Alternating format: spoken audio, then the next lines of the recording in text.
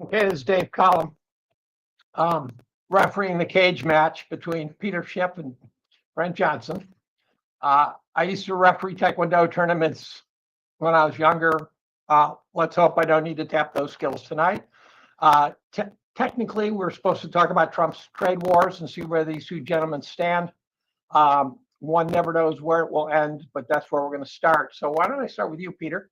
What do you think of Trump's trade policy, tariffs? Where's it going? And also a sense of time scales. Will it take a while for things to show up? Things like that. Go for it. Well, first of all, I think the entire concept is misguided because what Trump is focusing on is the symptom of the problem and not the underlying problem itself. Yes, we have large trade deficits. That's been a problem or the consequence of a problem for 40 years. But what's driving those trade deficits is not foreign tariffs. Those are pretty low by and large. It's the fact that the United States economy is just uncompetitive in many manufactured goods. And in fact, even industries we used to dominate no longer exist in this country. And so the reason that Americans buy stuff from abroad is because it's a much better deal. It's much less expensive than what they would get here. And so it's just American citizens that are choosing to spend their dollars where they buy the most. They get higher quality and lower price by shopping in Asia or shopping in Europe or South America than shopping in the U.S. Even with the added cost of shipping the stuff over here, it's still cheaper. And so just by putting tariffs in place and increasing the cost that Americans pay to import, that's not going to just, revitalize and bring back industries that died decades ago. And nobody is going to make the investments to recreate industries that don't exist based on tariffs that might be gone, with the next administration. You're talking about significant capital expenditures to build plants and reconstitute supply chains. There's a lot involved in the manufacturing process, other than just the plant. And then you got to train workers. Who is going to make that investment when it's only supposedly going to be worthwhile if there's huge tariffs to protect that business? But that business will be uncompetitive outside the United States. So its only market will be in the United States. So it's going to be very difficult. But in the meantime, what the tariffs are doing is making what's left of our manufacturing even less competitive, because a lot of U.S. manufacturers rely on imported components and they assemble them here. But now those components are a lot more expensive. And so now they are at an even bigger disadvantage than non-U.S. companies that can buy those components tariff-free. Look, we're paying 50% tariffs now on steel. I mean, so we have to compete with companies that don't have those tariffs. So it's backfiring. Sure, you're going to get revenue when you have tariffs. If you make the tariffs too high, you won't get much revenue because people will stop buying the tariff goods because they're so expensive. But you also have to understand that when Trump says foreign governments or foreign producers pay our tariffs, that's just not true. Tariffs are consumption tax. They're levied on importers, and either the importer eats the tax or more likely passes on as much as he can to the customers, just like he passes on wages and rents and interest or material costs. Tariffs are just another cost that are ultimately borne by the consumer. So all the money that Trump is boasting about collecting is all coming from Americans. It's not coming from foreigners. And by the way, I agree with the appellate court that it's completely unconstitutional, because to the extent that we're going to have tariffs in this country, they have to be passed first by Congress, and they have to originate in the House because it is a revenue bill. All tariffs raise revenue, and as such, they have to originate in the House of Representatives. And the reason the framers did that was because they wanted the people raising the taxes to have to face voters every 2 years and explain why they raised their taxes. Because originally, the senators were appointed to 6-year terms by the state legislatures. So they weren't responsive to the people at all. So the founding fathers wanted to make sure that any vote to raise taxes, anybody who cast that vote would be immediately accountable to the taxpayers. But so you can't have the president just authorizing tax increases on his own. So the whole thing is unconstitutional, and it's going to backfire. And so I'm against the whole thing, and we're going to lose the trade war because we don't have the weapons to fight it. Right. What do you think? Well, so the funny thing of us debating here is philosophically, I agree with a lot of the things that Peter just said. I'm a free market guy. I think Peter's a free market guy, and in a perfect world, we'd let the market decide, what is going to happen. And I think the market can decide better than bureaucrats in DC and Beijing and London, et cetera, et cetera. But that's not the world we live in. The fact of the matter is that for most of history, certainly the last 400 or 500 years, mercantilist policies and tariffs were the norm. It's really only maybe the last 50 to 75 years where we had this free trade, quote unquote, was the norm. And I think everybody is looking at the recent history and thinking that's the norm, when in fact it isn't. So I think the idea that this won't work or this can't work is a wrong way to think about it. It can work. Because it has worked. Now, it might not work as efficiently. It might not work the same way that you are used to.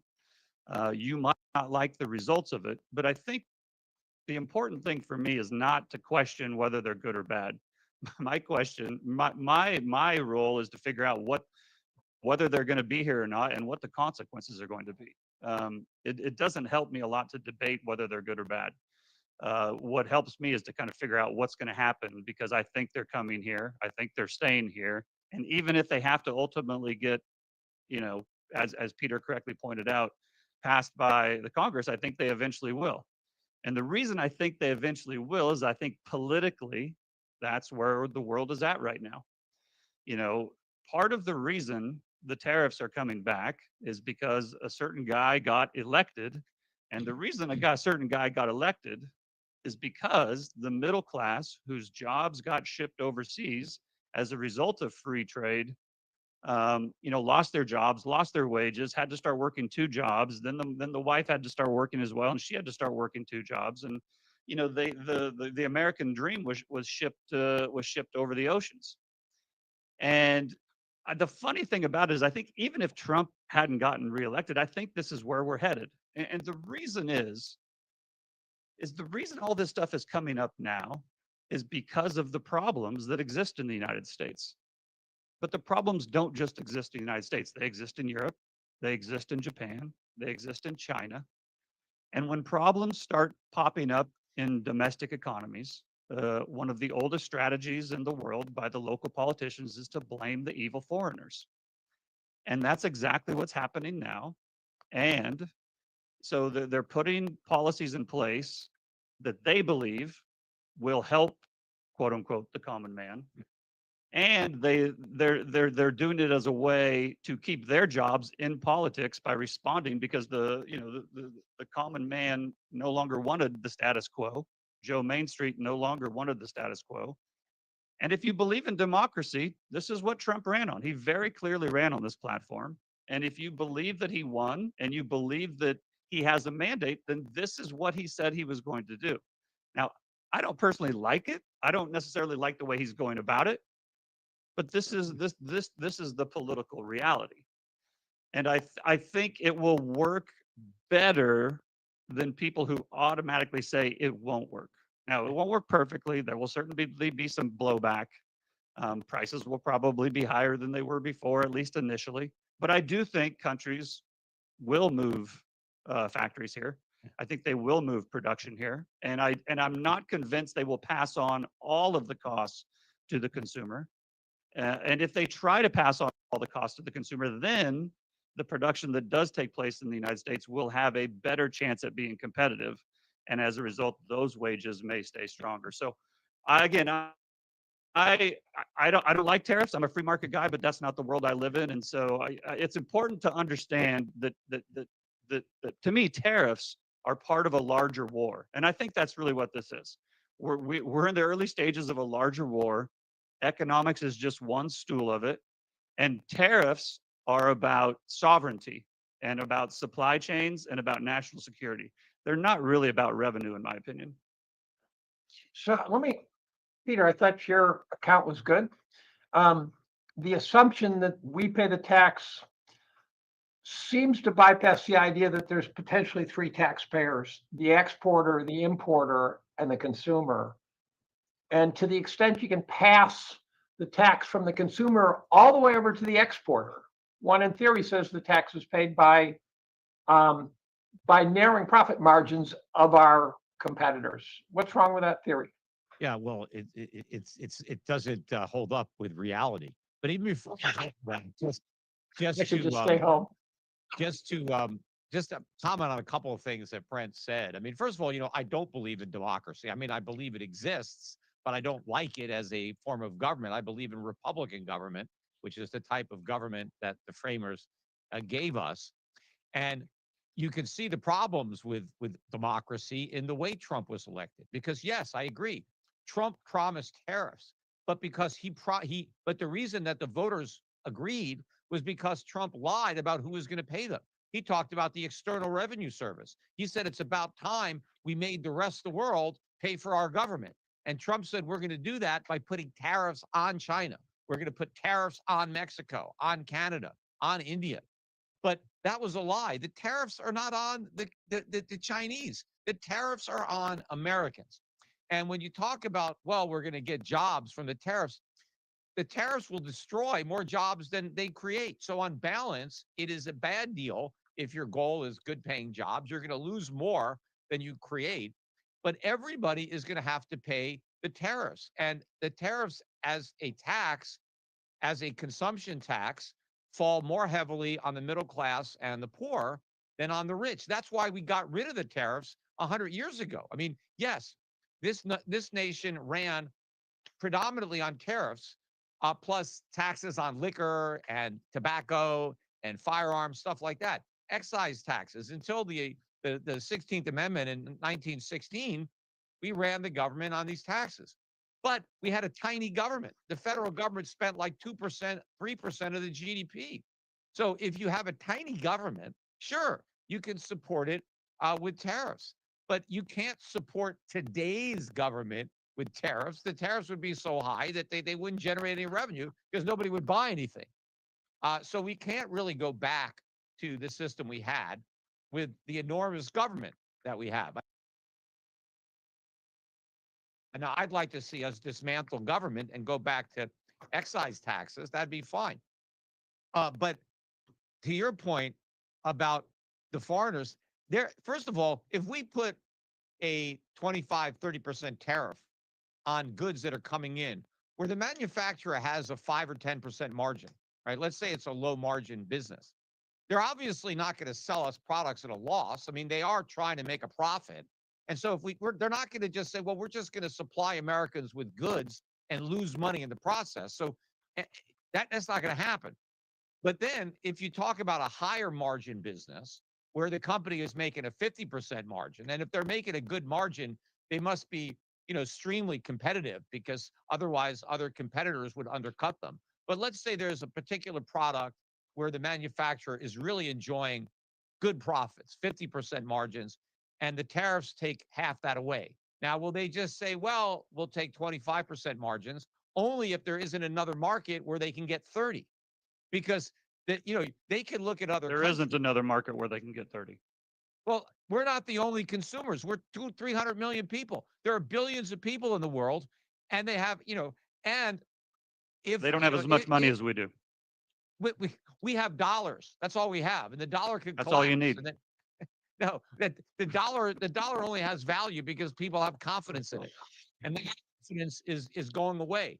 What ultimately determines the purchasing power of Americans is the productive capacity of Americans. What can we produce that the world wants to buy? And do they need dollars to buy the stuff that we make? Obviously, they don't.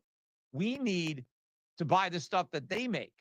That is the problem. And when Donald Trump was talking about how the world has been taking advantage of us, is screwing us over, and pointing to the trade deficits as evidence of this, it's actually the other way around. We take advantage of the world.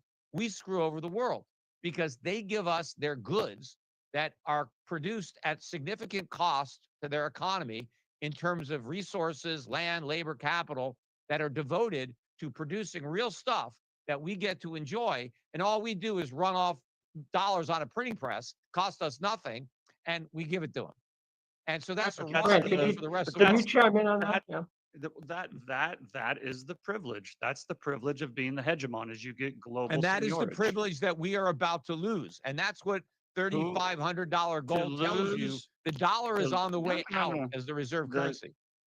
Gold at 3,500 or 5,500 or $10,000 does not reflect the dollar losing global reserve currency status unless the dollar is losing versus foreign currencies, because that's a relative gain. Well, it So, has been. I so agree- far I this agree year, with it's you down about purchasing- 10%. Okay, so okay, Right. Let, the let me dollar's ask you, down 10. Oh, okay. go I ahead. thought okay. Go ahead. Go ahead.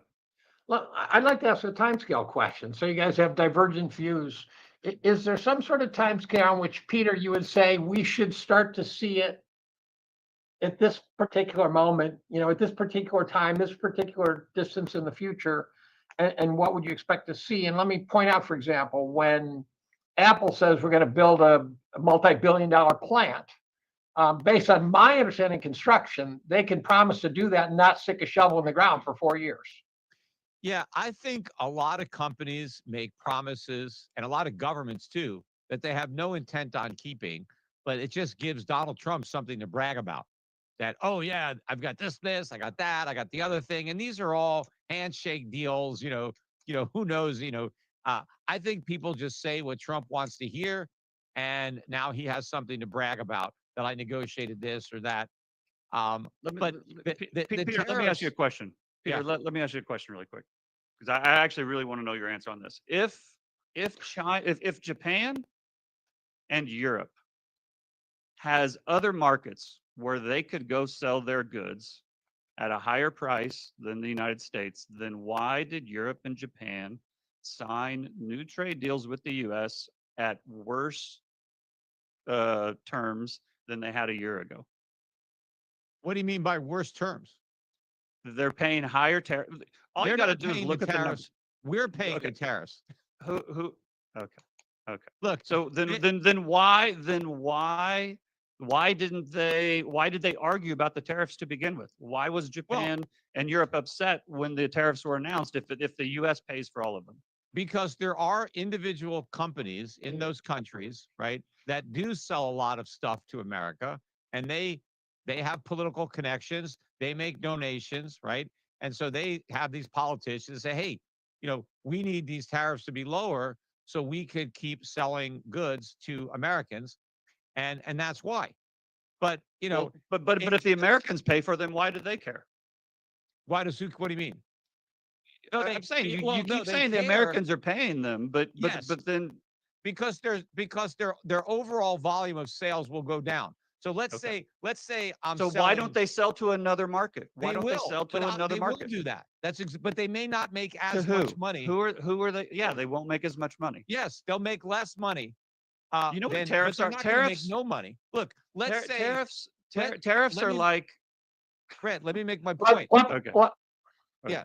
So let's say I'm a company in Japan and I'm selling, widgets in the United States, and Trump puts a tariff on. And because the price goes up, 20% of the people who used to buy my widgets stop buying them because they can't afford the higher prices. But the other 80%, they keep buying, right? So now my US sales drop by 20%. Okay, but I still make the widgets. So now I'm going to sell them to the next highest bidder. Whoever was going to pay me the next amount, that was probably less than the American would pay, but no, not maybe more now. And so the goods are going to get sold. And ultimately, if there's no buyers, then they'll reduce production and they'll free up those resources to do something else. But we're the ones that pay the tariffs, not these other countries. The fact that like India went to the United States and said, hey, we're going to lower our tariffs to 0. That was a great deal for the Indians. They benefit. Tariffs hurt your own people. The only reason that anybody has tariffs is because of political connections. Because the companies that are able to secure the tariffs have the political connections. They can bribe the politicians. They can donate to their campaigns and do whatever it takes. And politicians love to brag about what they can see. So if the Let's tariff, jump in here now. if the tariff creates jobs in a certain company, they can rally around. They can stand there for photo ops and say, "Look at these jobs I created." Meanwhile, 10 times as many jobs can be destroyed, but they don't look at those. They don't So they don't the- pay attention to the so- unseen consequences. I would just say, and I know Peter will disagree with this, but for the audience out there, obviously Japan and Europe did not like the trade deals that they signed, but they had to sign them because their producers need U.S. markets to remain profitable. No, they If don't. if they cannot sell into the U.S., they've got to find somewhere else to sell it into, and they Yeah. can sell it there, but not at the same price. And the price at which they can sell into a market other than the United States is not high enough to make enough profit to service the debt that was taken out to produce those products in the first place. The second thing is tariffs are kind of like the velvet rope in Vegas. Back in the 80s and 90s, you went to Vegas, you walked into the restaurant casino, they gave you free dinner, they gave you free drinks, and they said, we have to do that to get people to come in to the casinos. And then some genius in the late 90s said, screw that, I'm going to charge them a cover fee. And we're going to charge $10,000 for bottle service. And we're not giving anything for free. And you know what? More people showed up than ever because that was where the market was at. And this is the same thing now. There is no place else in the world that the producers can sell at the same price, even with the tariffs, that there are in the United States. Now, can they sell them? They can absolutely sell them.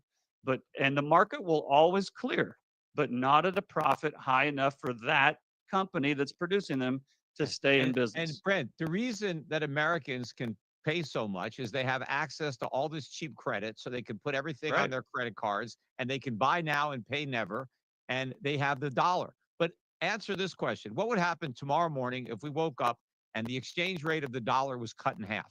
So the dollar index, which is now What happens if the cow jumps over the moon, Peter? no, We no. both know that's not No, going no. to happen. no, that is going to happen. It may not happen overnight, although a lot of it will happen overnight. But just humor me for a minute. So Okay, let's okay. say the dollar's exchange rate were cut in half. Okay, and so the To which dollar currency? index, To which the currency? dollar index. Oh, you know, dollar index. What Okay, is it now? okay, yep. 90. It's 97, 96, 98. 97. Let's say So it goes to 60. Let's say it was. Goes to 60. Let's say it was 45. All right. Okay. Would America still be able to pay the most for these goods, or would there be other consumers that could outbid us? Well, the rest of the world would be bankrupt because their currency is just How would they appreciated be bankrupt? Their 50%. currencies went up. Because their currency is just appreciated and now nobody can afford their goods. No. Everybody's currency went up except ours. So everybody else, see, what would happen is Americans couldn't afford the goods, but everybody else could. See, the dollar, we're sucking away purchasing power from the rest of the world. The key is to produce. Production is what creates demand. That's the key. All we've got is demand that is a function of an overvalued currency and easy credit. But when the dollar goes down and every other currency goes up, as Americans get poorer, other people get richer, and prices come down. See, when the dollar goes down, prices go down for the rest of the world, for all these commodities. Imagine if the dollar got cut in half today, the rest of the world would see oil prices go down by 50%. That'd be great. Oh, Mo, we could buy a lot more oil now. It's half what it used to cost. Oh, we have more money to buy other goods, because now energy is so cheap, right? Energy, so all that happens is the Peter, how did look at the okay? Let's keep this somewhat based on reality. How does the dollar? No. Okay. How does the dollar go to 45 cents overnight? How does that happen? No, well, I'm not saying it's going to happen overnight. I just said imagine. You just said we wake up tomorrow morning and it's at 45 cents. Yeah, but that's terrible for us. That's great for the rest of the world. So, yeah, it's a disaster for America. If anybody's listening, that's not going to happen. Well, it's not. I didn't say it was going to happen overnight, but it's going to happen over time. So the euro's going back to 200. Well, And the in yen's relation to yen's the going dollar, to it the yen's never going to got 75. 200, but yeah, Is that yeah, is 2 that to a 1. prediction? Euro 200 and yen 75? Well, it's you mean 2 to 1, not 200 to 1. That would be hyperinflation for the US. But the Oh, euro okay. right now the euro's about what? 130, 120. What's the Yeah. euro? So you're saying it's going to go to no, 200. the euro's like 117. So no, yeah, no, I think you'll need more than $2 to buy a euro. But it's not going to be because the euro's that strong. It's going to be because the dollar's weak. You're going to need more dollars to buy everything. Not just euros. Everything is going to be a lot more expensive. Okay. Because Well, take the floor, Brett. have you Take the noticed floor. what Trump I is mean, trying this to is take over the Federal Reserve so he can crank up the printing presses. okay. Hold on. The problems in the world are caused by too much debt. Correct? Do we agree on that? Well, not all the problems, but yes, we Okay. have But too a much lot of debt. the economic problems in the world are caused by too much debt. Correct? Yes, I agree Okay. with that. Okay. So then that means and most of the debt in the world is denominated in dollars, and it's not even close. There's far Right, and more if the US dollar dollars. goes down, that's great for all the people who owe dollars.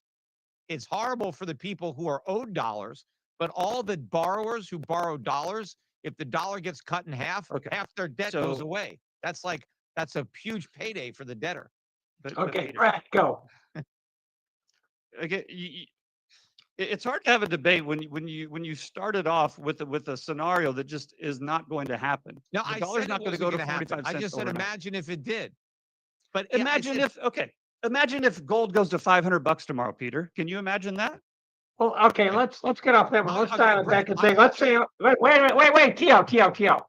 Let's say over the next year or two, let's bring this back to reality a little bit.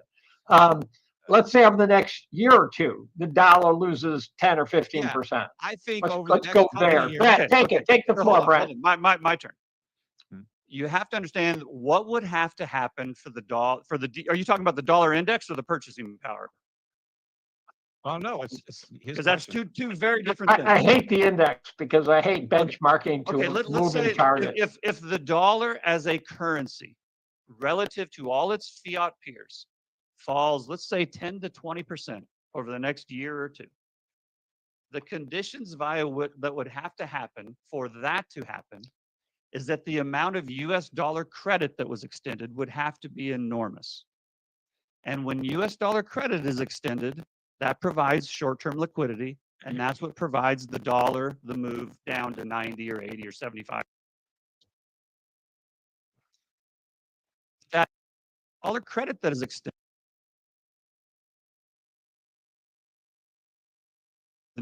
that provides short-term liquidity, and that's what provides the dollar the move down to 90 or 80 or 75. That dollar credit that is extended, the maturity date, and when the maturity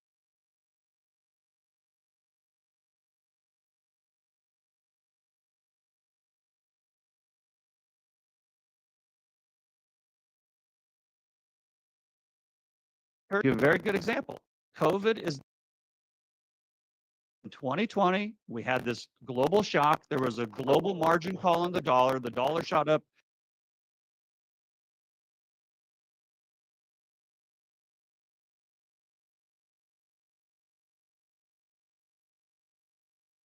A very good example. COVID is the perfect example.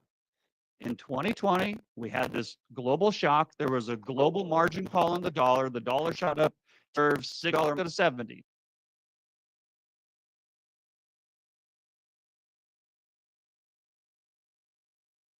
Maturity started to hit, and the dollar went from 88 to 113 in a year because of the demand that was created by the extension of US dollar credit. Well, I think it was also because of the De-dollarization, just to be clear, de-dollarization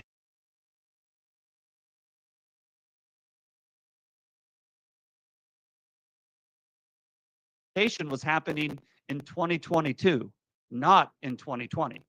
In 2022, as the dollar was going back up to 112 or 113 or whatever it went to, that's when you had countries around the world started to go into crisis. We got this close to a currency crisis. It didn't quite happen. But England had to bail out the gilt market. Japan had to bail out the yen market. China's real estate collapse accelerated. And the ECB had to set up a facility to buy Italian debt. all because the dollar was going higher and de-dollarization was happening because people could not meet and the ECB had to set up a facility to buy Italian debt. All because the dollar was going higher and de-dollarization was happening because people could not meet their U.S. Was the Fed was hiking rates, and Yeah. markets thought that hikes would keep going, and it was the rate differentials and the trajectory of rates that caused a lot of capital to flow into the dollar, and it fed on itself. It became a rally, and then it eased up, and then when Trump won, there was a second rally in the dollar because of the misunderstanding about how Trump's policies might affect the dollar. And so I think you had a lot of speculative flows that come into the dollar. But I think that if you get an exit from the dollar because people are losing confidence in the fiscal situation of the United States, they're losing confidence in the independence of the Fed, and they want to sell dollars. If you get a lot of holders of dollars that just sell them into the market, that's not going to create all this new credit. That's just going to depress the exchange rate of the dollar. And if people don't want to hold dollars and they want to get rid of dollars, we still have $1 trillion a year trade deficits. If our trading partners don't want to recycle those dollars into our stocks and bonds, if they just dump them onto the foreign exchange market, the dollar is going down. No one's getting any new credit. Americans' credit cards are getting taken away because their purchasing power is going to evaporate as the dollar collapses. Hey, Brent. I'd like to steer briefly off of the Forex markets. Yes, thanks. Don't directly influence my world at all, and focus on the fact that, for example, during COVID, inflation crushed us to a significant extent, and my great concern is that we're going to destroy the economy through the more direct effect that I think Peter would sign off on, is that we can't buy anything with our paychecks that we used to be able to buy. And so by using the Forex market as your benchmark is itself is a self-destructing scale. Also, I think I know where you're going with this, and I'm glad you asked this because this is an extremely important point for everybody to understand. I talk to a lot of people who say, unless you're a foreign exchange trader or unless you're a currency investor, all fiat currency is getting debased and it doesn't really matter. I'm sorry to tell you, but it does matter. And it matters. Tell me how. It matters. It matters because every financial crisis of the last 50 years, or almost every financial crisis of the last 50 years, was either caused by or had a component of a carry trade gone wrong, one currency versus the other.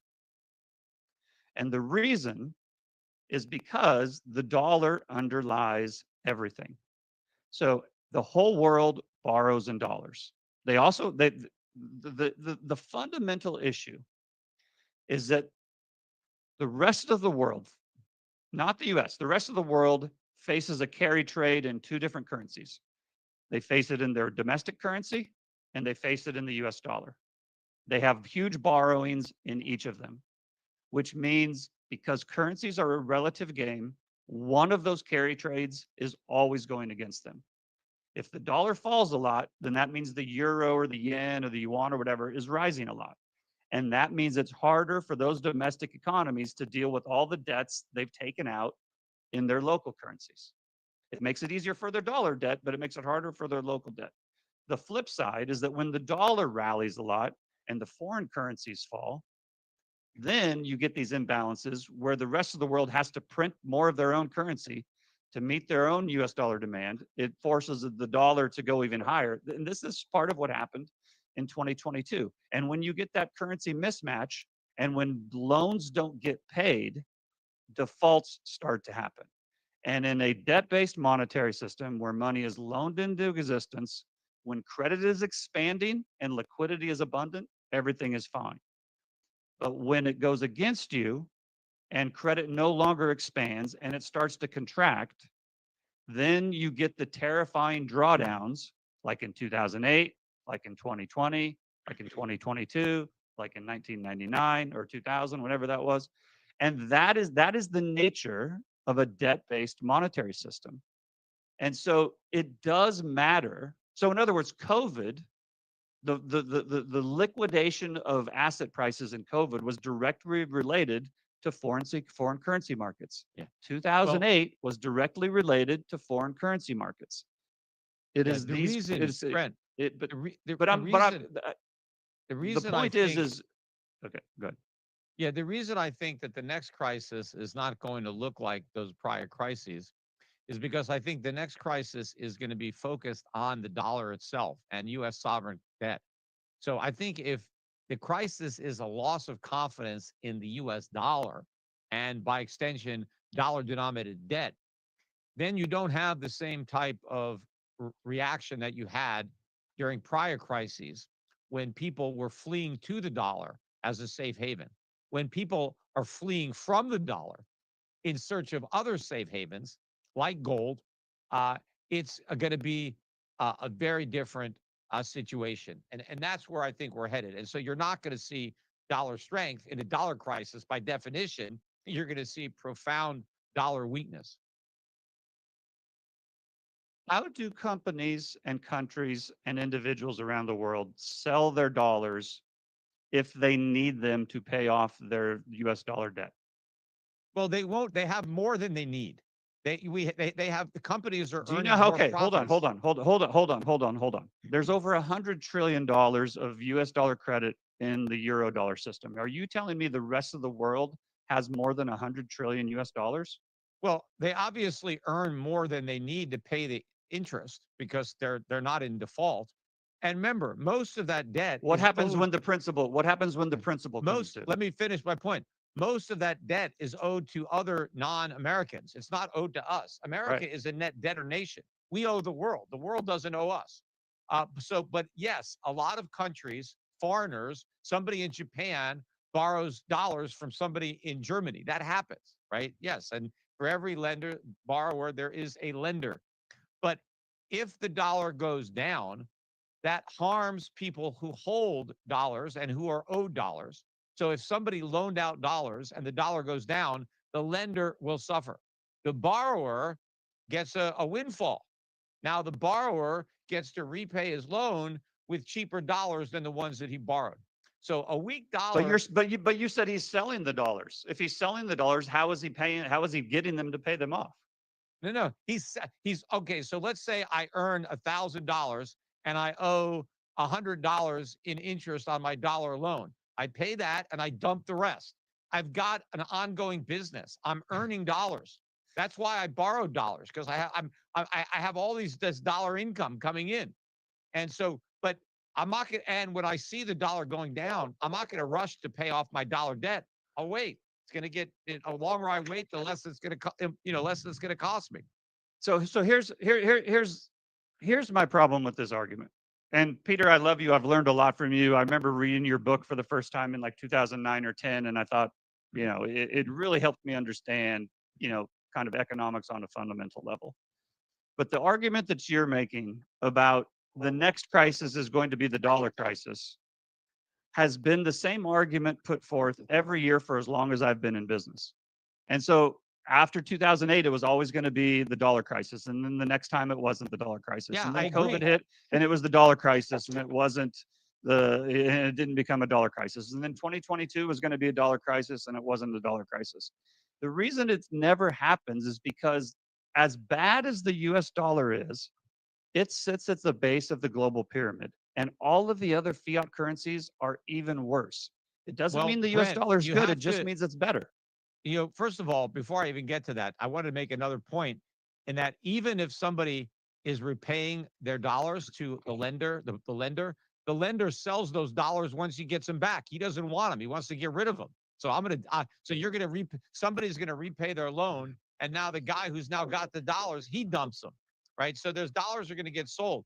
But this dollar is the cleanest shirt in the hamper, misses, the elephant in the living room, and that's gold. Metaphorically speaking. Listen, Yeah, anybody who has ever been in sales knows that the customer has power.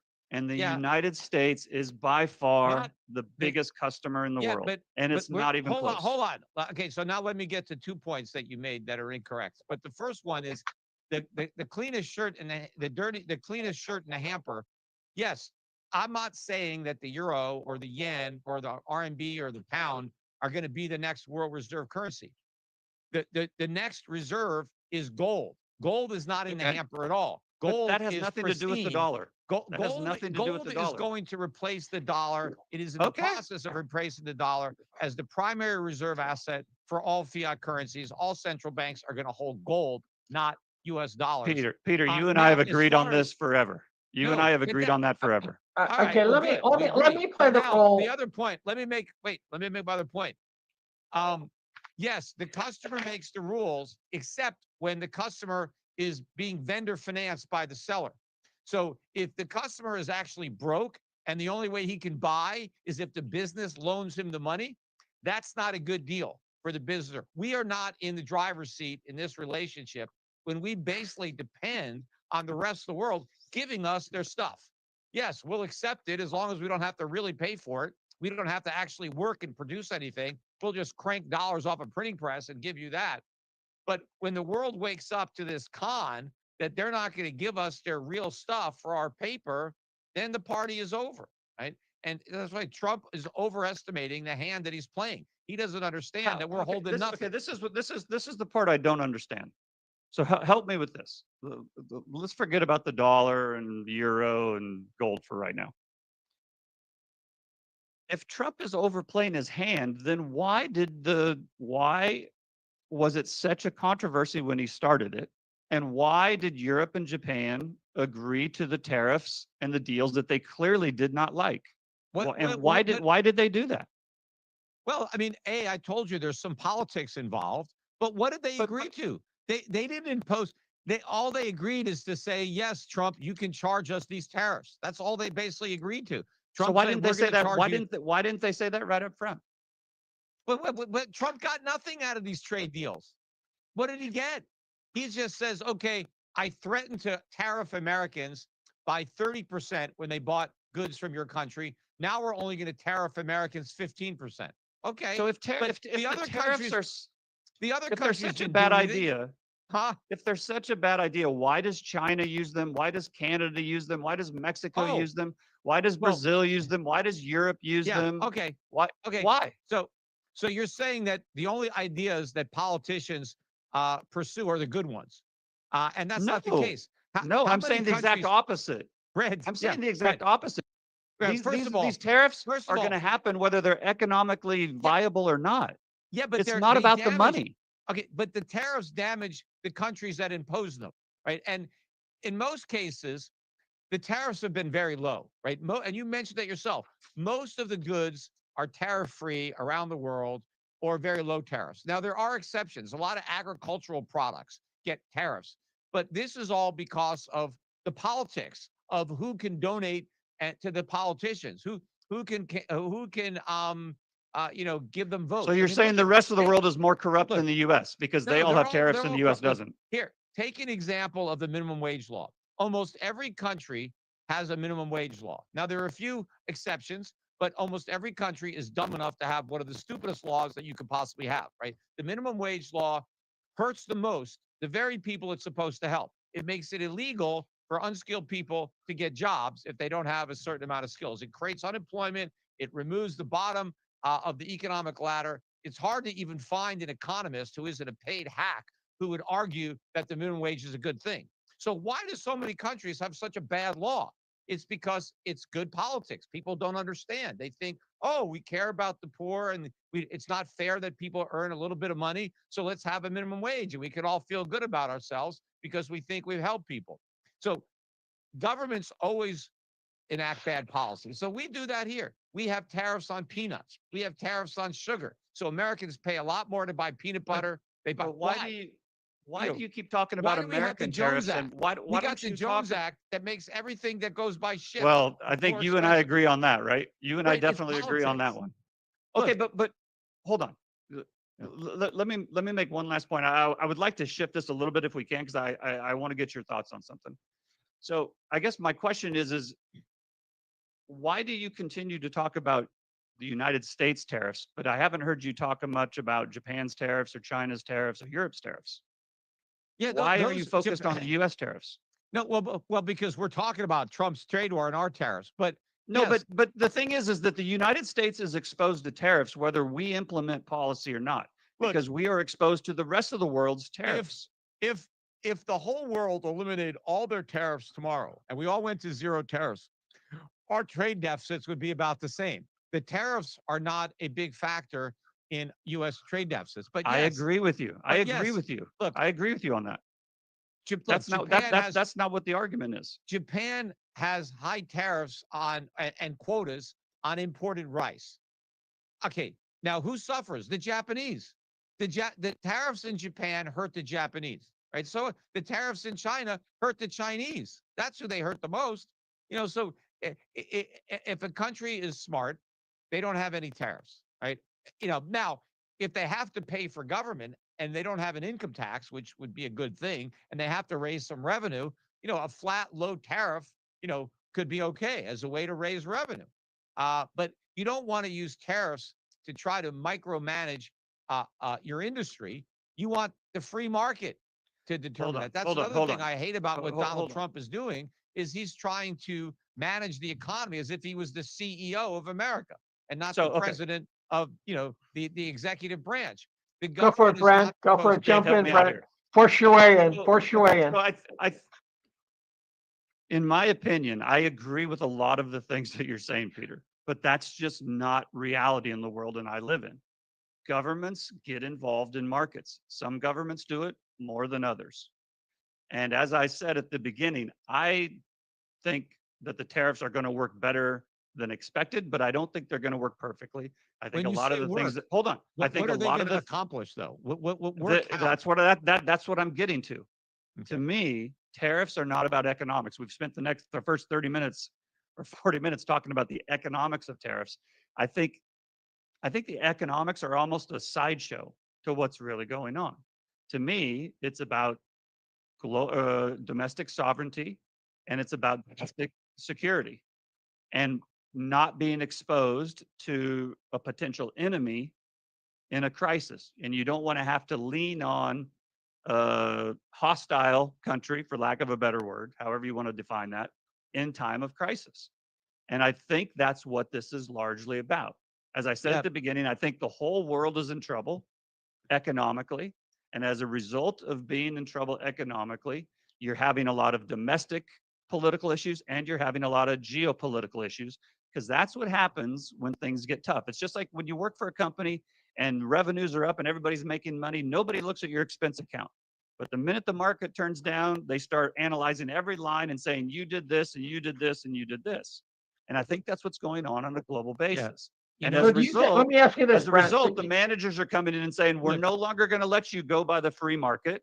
We are now going to tell you what to do and we're going to check it because we don't want to be exposed the way we were in 2020. Yeah, Brent, businesses have been arguing for government protection for decades, centuries maybe, and using those arguments. Oh, this is important because of national security. I mentioned the Jones Act. Why do we have the Jones Act in theory? Because they said, well, we need a Navy. We can't, if there's a war, we have to have our own shipbuilding industry. We can't depend on the rest of the world. We need to protect American shipbuilders from foreign shipbuilders in case we have a war. Well, you know what? Our whole industry is gone because of that. It became less competitive because of the tariffs. And so there's really nothing left of it. And all the ships are made internationally. I think right now, a lot of the supplies that our military uses are produced internationally. I agree with you. But isn't that a problem? From a sovereign perspective, isn't that a problem? The solution to the problem, Brent, is not to put a Band-Aid on the cancer. We have to get to the root cause. We have to kill the cancer, which is too much government. I need my help. Savings and capital investment. So we need to dramatically reduce the size of government. We need higher interest rates so that Americans will save, so that we have the resources to make the investments that we need. We have to go from let me ask Peter, Let me finish the point. Hold on. we have to go from a borrow and spend economy to a save and produce economy. That is That's not the going to only happen. way we're going to recreate these That is not. industries and have th- th- national This is sovereignty. okay. Let me This- let this- me let me let me jump in here. Let me hold on, gents. This is theory versus reality. You guys are rocket surgeons. Joe Sixpack, which is me, representing the golden retrievers as well. What keeps me up at night is that everything seems to be floating on air in our system. So we've got an equity market that's elevated to ridiculous valuations, which I put at 200%. We've got private equity firms that are just loaded with garbage, and they're now trying to find a way to get rid of it. We've got commercial real estate that's not being priced correctly. We've probably got residential real estate that's about to tank. How does this now, Brett, I'm going to you first. How does this fit into your future thinking using whatever language you want? But this is what keeps me up at night. Well, so I've kind of gone on record in the last few weeks saying I expect, or actually, over the last month, I expect a significant correction in asset values, and I think it'll probably happen by the end of September, if not early October. So we'll see if I end up being right or whether What's I end up being significant? wrong. What's significant? Give me a At, round at, number. at least 10%, maybe as much as 20.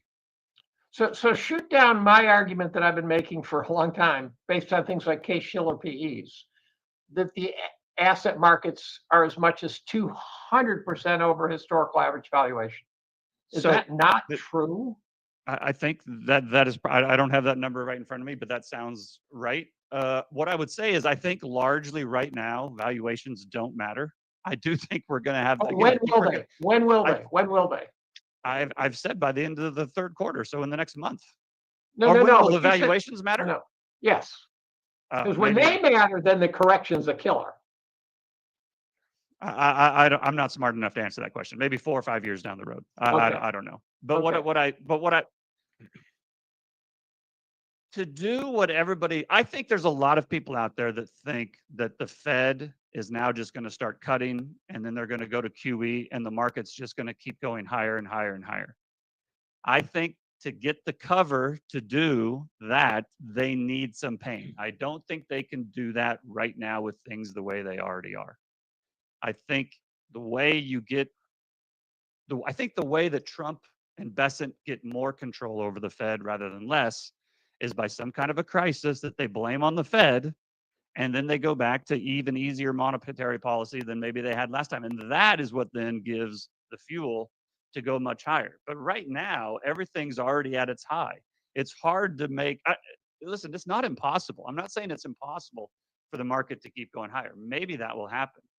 But I think I think typically what you need some kind of a catalyst that allows the government or the Fed or the monetary authorities, whether it's in the United States or Europe or China or wherever it is, to go in and do what they need to do. It's really hard to do it now when inflation hasn't totally gone away yet, and with asset prices all at their highs.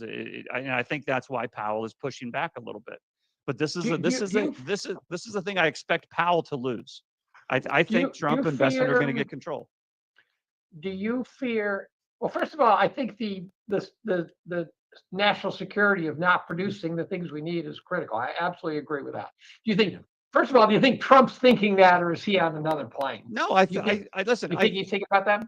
I think he absolutely thinks about that, Okay. and I think the people who think that Trump is just playing this day by day and making stuff up as he goes, I think they're doing themselves a very big disservice. I don't think that the plan is perfect, and I don't think that the plan will go off without a hitch, but I think that there is a plan. And if you step back and you look at it, and you look at the coordination between what Trump is doing and what Rubio is doing and what the Bessent is doing and what Lutnick are doing, and even if you include what Kennedy is doing, it is all part of a plan to strengthen the homeland, to dominate the Western Hemisphere and remain the global hegemon. I mean, it's if you step back and you put your hatred for Donald Trump aside, it's pretty clear that that is the overall plan. Now, again, I don't know how well it will work. I don't think that will go off. I mean, the U.S. doesn't have any adverse consequences, but it's Yeah. pretty clear that that's what Yeah. the plan is. I would tell you from experience that whenever the government establishes a goal, it achieves the opposite of that goal. And so it's far more likely that Trump So is then gonna China won't destroy become the new Donald Trump hegemon. achieved. China's goal is to Exactly. become the new hegemon, and they won't because governments always fail. The government is gonna achieve the opposite. Like I see what you did there, Brett. No, I agree with you. I think China is going to when- fail because the governments always fail. I agree with you. when you We're in talk agreement. about the stock market too, let's put it in perspective because the U.S. stock market has been in a bear market for 25 years, right? I mean, In yeah, gold terms, so right? 25 years ago, the Dow peaked at about 40 So ounces of gold. what has Let me China's done finish over my that time point. period? Let me finish my point. So 25 years ago, 2000, the Dow peaked at about 40 ounces of gold. Today, it's worth less than 13 ounces. So you've got Yes, more Peter. than a 70% decline in the real price of the Dow. So why is the nominal price up? Why is the nominal price up fourfold, but the real price down almost 70%? That's You know because why? we debased the value of the dollar. Because the And so rest of that's the gonna world continue. debased their currencies and put it into the United States. That's why the Dow No, is up. other currencies have debased too. Not, although the That's dollar the point. recently hit an all-time record low against the Swiss franc. So, the Well, hold on. dollar. What has Europe's market done over that 25-year period? What has Yeah, Japan's market done, and what has China's done over that 25-year over the period? last up other than this year. So this year it's done great. But before this year, yeah, it did even worse in terms of gold than the Dow Jones did. It's a But relative game, and it's a relative right. game. This But is a right now, relative game. Brent, right now, I mean, the reason my global dividend payer fund is up 40% this year just by buying foreign dividend paying stocks is because people are now reversing all those flows and they're pulling their money out of US stocks where they've been investing for the last decade and they're bringing the money home in part to get away from a falling dollar, but also now they're looking at the relative valuation gap. Foreign stocks are a lot cheaper than US stocks. They're a better deal. You get more bang for your buck. You pay less and you get more in the way of dividends. So that trend is just starting. Okay. But I do think that the stock market is overpriced by any way you want to look at it. And the only reason it wouldn't go up in nominal terms is if we create sufficient inflation to prevent that from happening. And that's exactly what Donald Trump wants to do. He wants to, make inflation great again. He's going to, that's the whole purpose of trying to take over the Fed is to inject the economy with more inflation. And so that may keep the stock market rising in nominal terms, but it's going to keep on falling in real terms. Gold, priced in gold, the market's going to keep heading lower. In fact, I think it's going to head lower faster because gold is just broken out. And it reminds me of the 2002, 2003, when gold finally got above 400 and then it had to move up to 1900. I think we're going to see something similar happen now. And I think the breakout was really 2000. And so we've already gone from 2000 to 3550, but I think we still have a long way to go to even have symmetry with what happened during that 10-year period from 2001 to 2011. So I agree with you on gold. So tell me, how does that hurt the United States in relation to other countries? Well, because I think that the gold is the primary competitor to the dollar for reserve status. And now that gold is increasing in price and central banks are buying it, the share of global reserves that are in gold is as high as it's been in memory. And I think the central banks that have been buying gold are going to buy more. The central banks that haven't been buying it are going to buy it because they're losing out to the ones that have. And how many so euros? to the extent that foreign central banks are buying gold, they're not buying dollars. They're not buying our treasuries. Correct. They're not loaning us money. And so America is going to be disproportionately hurt by a renewed preference for gold over dollars and treasuries and mortgage-backed securities. We have been living off of that. We've been borrowing Peter, off the rest of the world. You're not answering my question. You're not answering my question. In a minute, we consume what we don't produce and we borrow what we don't save because of that preference for dollars. And Let him in, Peter. if Let him in, those Peter. dollars, that's the end of it.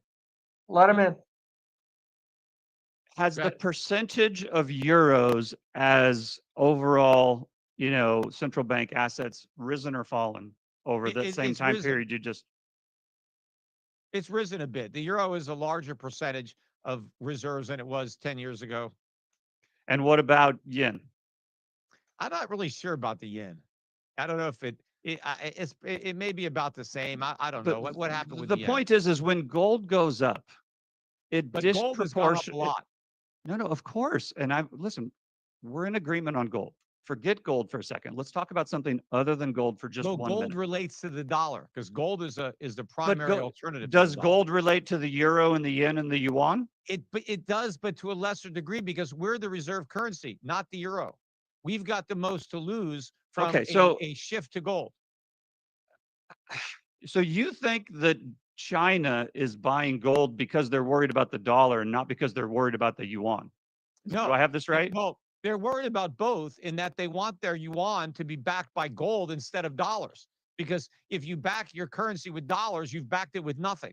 So China is replacing dollars with gold because that's a stronger backing for its own currency for many Okay, reasons. And they Peter. don't have the political risk of having the US apply sanctions against them or find some way to yank the dollars away from them. Yeah, Brett. Would it be possible for us to talk about something other than gold for a second? Yeah. Okay, let's just talk we about haven't only currency. talked about gold. Let's Silver. let's just talk about currencies. If gold is going up in US dollar terms, it's also going up in all the other foreign currency terms. And it's gone Well, up a not lot more in foreign necessarily, but currency. it happens to it is now, but it doesn't Year happen. to date, it has gone up against the dollar more than other currencies. Right. But It's up over in the all last currencies. over the last 10 or 20 years, that's not the case. And so I'm asking you, how does I know what you're saying about the dollar losing status versus gold. I completely get it, but it's not losing status versus any other currency. It will. And that still favors the US on a okay. Let's Well, pretend first that of you're all- hold on, first of all, Brent. hold on. Let me ask you a question. Let's pretend that the dollar was going to fall. And as a result, that was going to make the United States lose its role in the world. Would you expect the United States government and the United States military to sit back and let that happen? Well, there's nothing they're going to do to stop it. What can they do? You are the dollar- absolutely Brent, insane. Brent, the dollar You don't think the index- government would do Okay. anything to stop it? All right, Brent, the dollar index in the year 2000 was at about 120. And by 2008, it was down at 71. That was a huge decline in the value of the dollar. We didn't invade anybody. We didn't do anything to stop the decline. You know what stopped the decline? Foreign central banks started buying Peter, dollars. That Peter, prop we them up. engineered We didn't do we anything. engineered the decline. The US engineered the decline. Every policy the Fed does is to weaken the dollar. The Well, Plaza Accord was to weaken the dollar purposefully. that was only because the dollar had strengthened so much for the couple of years before the Plaza Accord because we had interest rates at 20%. But Guys, I still want to inject here two things. Mhm. One is Go ahead. that I disagree with people who think gold is an immobile standard. I understand why. To me, it's a risk asset. Go to the grocery store. The prices in the grocery store do not correlate with gold. My car payments do not. Long term, yes, but short term, no. Gold is a moving benchmark in its own way. So when the guys say gold's real money, everything else is just a promise, I get it at one level, but the average person wants to denominate whatever you guys are talking about in units of car payments, in units of insurance payments, in units of the cost of houses. And they are getting crushed. And so I think you can have a global inflation, and I think you both can be right. And I think the dollar can be the strongest currency while they're all going to hell in a handbasket. What's wrong with that theory? Well, nothing. That's the milkshake theory. That's the That is the milkshake theory. milkshake theory. Well, That is people are milkshake not theory. getting crushed if they own gold. If they've owned gold for the But past, most people don't. right? that's But, the you- problem. but People if they don't. did, prices would be don't. falling. They would But not they be don't. rising. But Right. they don't. See, that's the problem. Joe don't. Sixpack is not able to hedge Exactly. with gold. Well, They're yes, not he able to can. hedge with gold. He can. But no, they he don't. could. But they could, but they don't. This is the And point. they haven't. That's key. They I haven't. think, look, I think that gold is going to be reintroduced into the monetary system, maybe partially through blockchain or through other mechanisms that allow people to have their entire paychecks deposited into an account where it's immediately turned into gold. And now they can spend the gold when they go to the grocery store. So now the grocery store can get paid gold for the groceries that it sells instead of dollars. I mean, it's very easy for the world to move back to a gold standard without the governments even getting involved. I mean, we could do it by ourselves. I mean, the world got on a gold standard without government. The world could do it by themselves, but they won't, because Well, they most will. people, hold If on, there's most enough inflation, they will do it. Look, why did people use FedEx and not the post office, right? If the free market comes up with a better alternative, people will use it. The government money is lousy. And the free market could provide better money than the government. The fiat crap that they create is no good. It constantly loses value by design. Gold is real money and it works much Okay. better, right? Let me ask you. Let me take you guys off. can we talk about something other than gold? Yes, All right. please. Let me bring up Michael Green's theory, which is now right up there with the milkshake theory in terms of sort of it's got a grip on people's attention. So I think he's right. I think the passive flows are driving the markets up against all logic. You've got no equity analysts doing anything.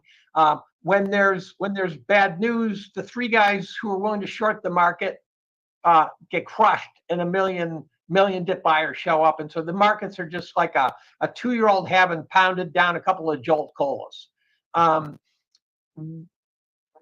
It appears as though that when that passive flow reverses, I actually got John Bogle once to admit that was the problem.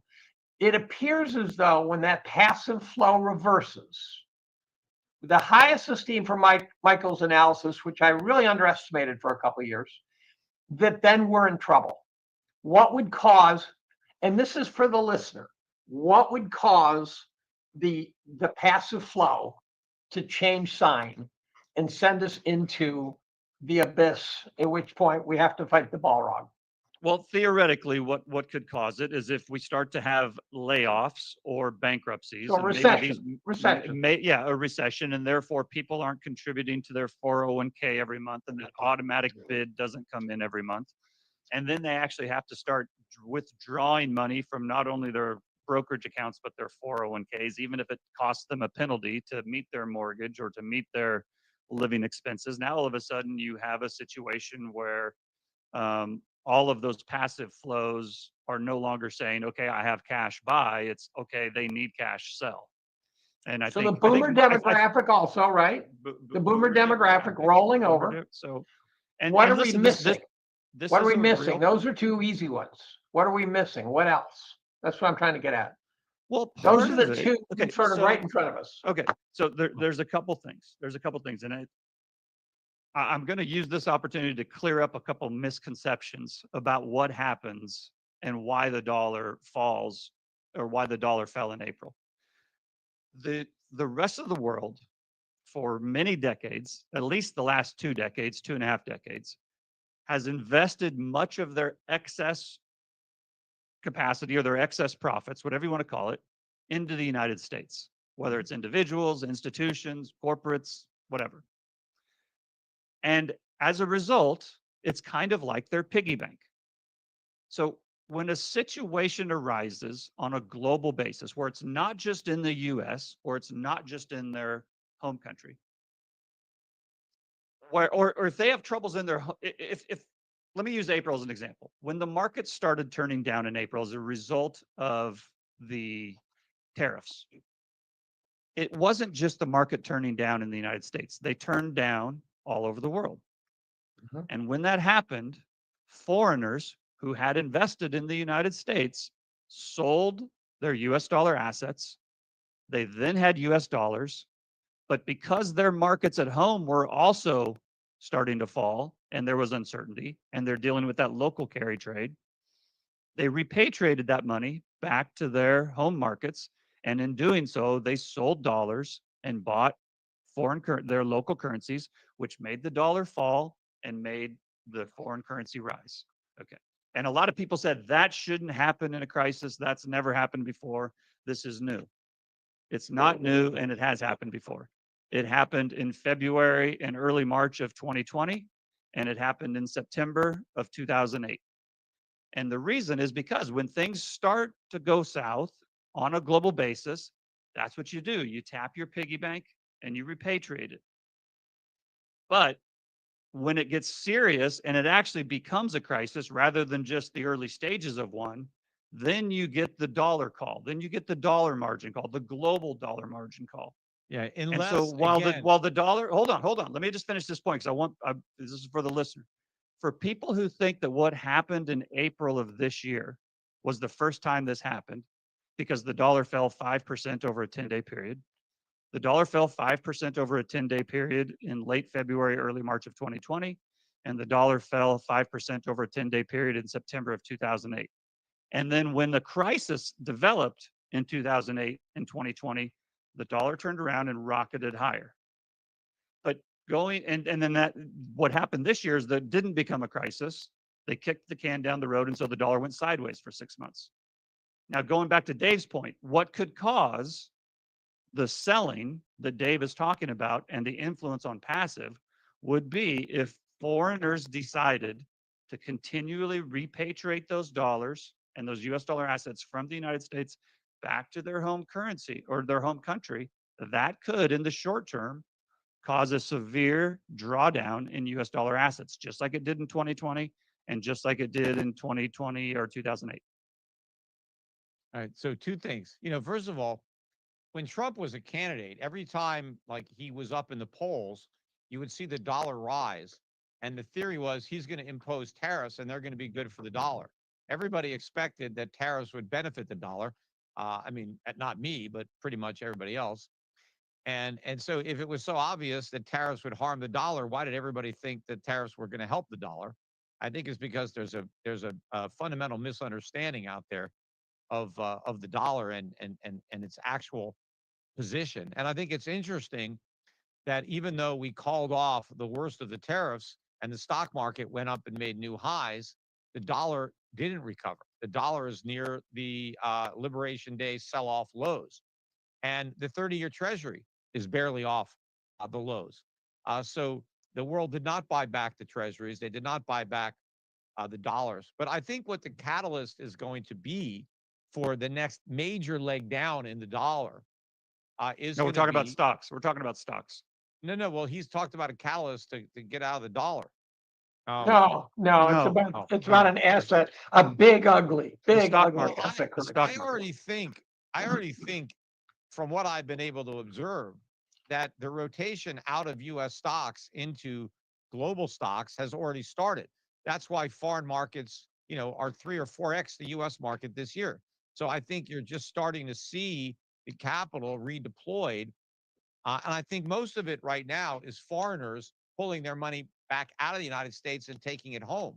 But I think the story in 2026 is going to be Americans taking their money and sending it abroad, because now Americans are going to see that the returns abroad are much better, or they have been recently, than the returns at home. And so now a lot of Americans that have had no allocation at all to international markets are going to be allocating some of their money to global markets. And so to do that, they have to sell what they own in the US to free up the cash to buy what they don't own in other countries. And I think that's going to be going on for years to come. An example of that now, in my opinion, is the DAX, for example. So I don't think the German economy is in particularly good shape. So it doesn't look like a great place to create wealth right now. Yet the DAX has gone parabolic. And that smacks of the beginning, maybe, of such a thing where people have been hunting. But when you say Americans, I think you're talking about the real smart big money guys. And again, Joe Sixpack has still got a Vanguard index fund. Yeah, but And Joe I don't think they've Sixpack, moved a penny. I don't think they no, moved a not penny yet. But Right. let's say next year or the following year, when Joe Sixpack looks at his S&P index funds, and then he also sees how well the Vanguard International Fund is doing, and it's doing much better. And he sees, hey, I was up 6% last year, but this fund was up 30 or 40%. And the year, he might say, hey, I'm going to move a little money over there. I mean, people tend to follow performance. And so if markets start performing well, they're going to attract money. And And that's so what's gonna that happen. will reverse the passive flow as well. Yes, Correct? people may invest passively internationally. They just might go Right. into a global index fund as opposed to a domestic index fund. But capital is going to move from the US markets to global markets as the global markets are performing better. And then that becomes a self-perpetuating thing because as more money goes into those markets, they do better. And that attracts even more money, which makes them do better again. Right. So that So we benefited from that cycle. That's one of the reasons that so much money came into the US because our market was doing so much better than the rest of the world. It attracted all the capital, which made it do even better and attracted more capital. So that virtuous cycle becomes a vicious cycle when it's going the other way. I mean, for us, from our perspective. so I want to make a couple points here. I think a lot of again, I think Peter is probably the best person in the world at explaining how the free market works and why things would happen a certain way in a free market. But I just want to reiterate that we don't have a free market. We haven't had a free market, I and we're agree. not going and we're not going to have a free market.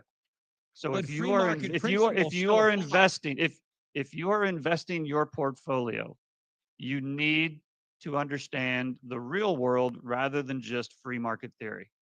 And in the real world, governments are going to get involved. Governments are going to regulate industries. Governments are going to put on tariffs, and it is not going to flow all the way that Peter thinks just because that's what a free market would do.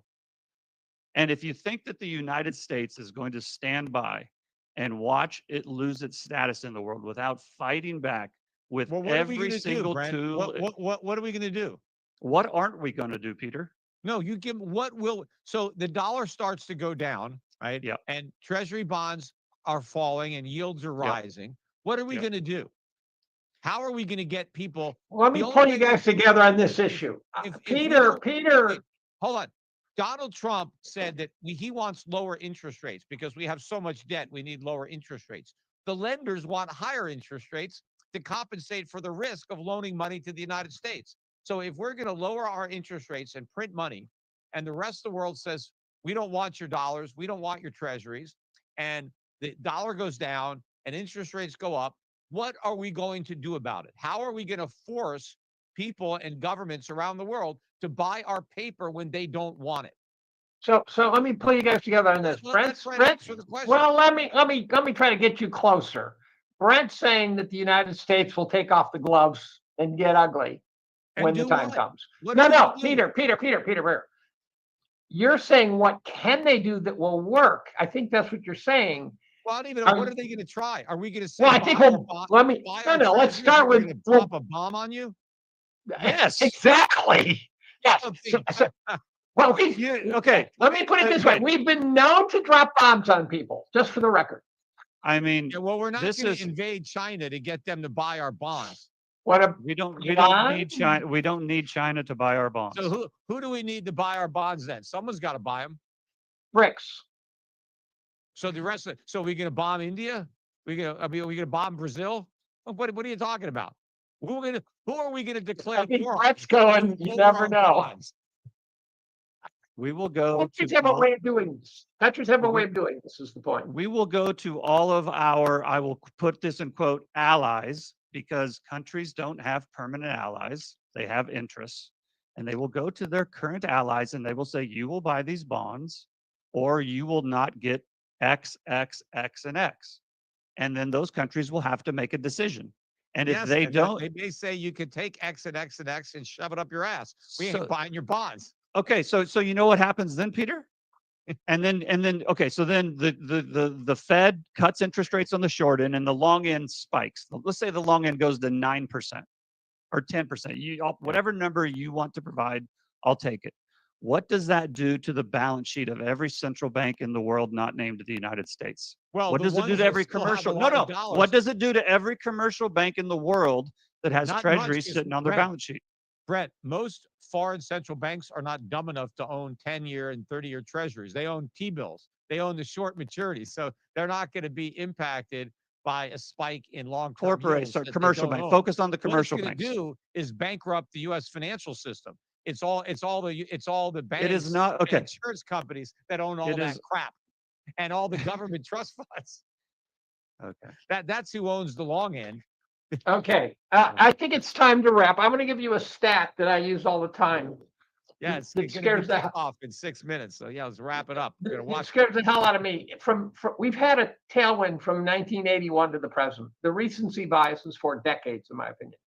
From 81 to the present, the valuations, not the price, the valuations, which unfortunately modern investors seem to not even understand what that means, have compounded 4% a year. At some point, that process will reverse. And that to me is the dark, dark scenario we're looking at. You can't compound a valuation for 40 years at 4% a year in perpetuity. It will reverse. Markets will get cheap again. And I think, people who say we predict crashes, I never predict a crash because I don't think they do anything. I think you rot markets to death. I think you do a Nikkei to them. I think you do a 6781 to them. I think you make it suffer, you knock it down, you pick it back up, you knock it down, and then you look up 20 years later and say, shit, I haven't made a penny. That's what I think we're heading for. That's just my bias. Okay. Yeah. One last, you guys close with a statement. 2 minutes, Peter. Well, 2 minutes. as far as the stock market, look, to me, it's immaterial whether the U.S. stock market goes up or down because I don't really have much invested in the U.S. stock market. I think The that viewers do. The yeah, viewers do. well, they're here. They have an opportunity to do something about that. They can sell their U.S. stocks and they can invest in foreign stocks that have much better valuations that will benefit from a weak dollar because then you'll get the currency appreciation and you'll get the stock appreciation and you'll get the dividends. They can also participate in what I believe is going to be the biggest gold bull market in history to maybe even surpass the 1970s. You know, the gold stocks are up about 90% on the year, 90 as a group. I think the best performing stock in the S&P 500 is Newmont Mining. You know, how long has it been since a gold stock was at the head of the pack? But these stocks are still very, very cheap.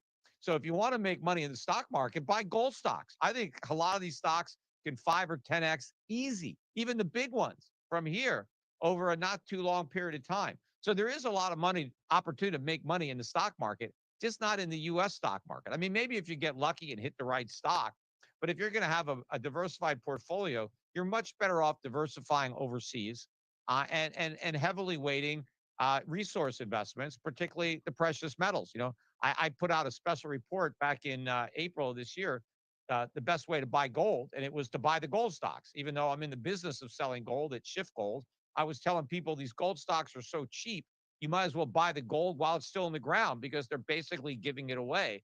And I still think that despite a 90% rise in gold stocks this year, they're still very, very cheap. They're slightly less cheap than they were, but in the scheme of things, they're still an incredible bargain. And if you buy them now, you're still getting in near the bottom. You know, and so, I got my gold fund, the Europe Pacific Gold Fund, EPGIX is the symbol for my fund. So you can buy that one no load, or you can just pick your own stocks. But I think it's a great way to go. And then you don't have to worry about whether the U.S. market, which is overpriced, goes up or down. And I think the only reason it may go up is because of inflation. Right. Yeah, so I actually really love listening to Peter talk about free market economics because I like free market economics and I think he's really good at explaining them. I don't think they exist in the real world. So I think if you're out there and you're managing your portfolio, you need to think about the real world. And I think you're going to be better off if you go watch a season of Game of Thrones than if you're reading some financial textbook, because that's what we're in. We're in a Game of Thrones, and governments are going to do things because they want things to happen in a certain way, not because they want the free market to determine for them. And if you step back and you look at what Trump and his administration is trying to achieve, it becomes fairly obvious. Now, that doesn't guarantee success. It doesn't mean there won't be some blowback on the United States. It doesn't mean everything will work perfectly, but they're not going to stop. They got elected, they have a mandate, and this is what they're going to attempt to do. And that is going to have repercussions for markets on a global basis. And I think it's important when we're talking to investors to give them a dose of reality rather than how we would just like things to be. And so I think on a relative basis, despite all of the problems the United States have, and I could spend the next hour detailing all the mistakes the United States has made and all the problems they have, I think you're doing yourself a disservice if you think they are not still powerful and not still capable of influencing things on a global stage. And so if you're looking around the world trying to decide where to place your money for the next 5 years and you can't take it out, I don't know where else you would go other than the United States. Okay, It's let a me, big world out there, Brent. And I know what the Trump administration wants to achieve. They will achieve the opposite, and that's pretty consistent throughout government. We had a war on That's- poverty. Poverty won. Whatever the That's government wants to very do, possible. The Trump failing could be a disaster for the rest of the rest of the world as well. it will. Um, It's been a blessing for my investments, but yeah, I think it's going to be bad for the country. And unless you're one of his buddies and you trade on insider information, or you load it up on Freddie and Fannie or something like that, you can make a lot of money if you connect it to the Trump administration and you put your money in the right token, and then they tout it, and then you can dump it into their pump. So okay, there I'm is gonna wrap. ways to make money off of Trump, but you just got to be in the know, because it's all about connections and insider trading, I think, to make money. But overall, I'm the gonna average wrap it. American is I'm going to gonna get wrap hurt. it, Peter. Let's Right. wrap it. The challenge that most of the people listening is they're not in your guys' strata, right? They're not in your league, so they're trying to find simple solutions, and you gave them some. What I'd like to do is thank Liam Cosgrove for setting this up. Um, uh, was it JD Bullion? Did I just blow that? A Bullion supporter. And I'd like to thank both of you for coming. You both behaved yourselves very well. And I look forward to seeing both of you in New Orleans in a couple of months, where we can actually literally just smack each other around and have fun, and sit at the bar and talk about who was right and who was wrong. And with that,